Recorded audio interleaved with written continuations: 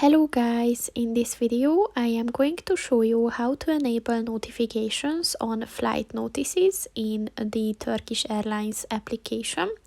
But first I just want to mention, don't forget to subscribe to my channel, because at 10,000 subscribers I am going to show you my whole YouTube revenue statistics and growth strategy, as well as how to make money online.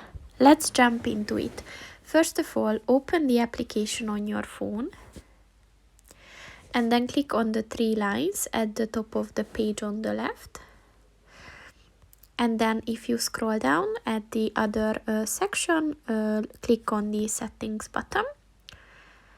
And then just click on the notifications button. And within the notification section, look for the flight notices button. And to enable it, click on the white circle next to it. And once it turns green, the notifications are on. So that's pretty much it for this video, guys. See you in the next one. Goodbye.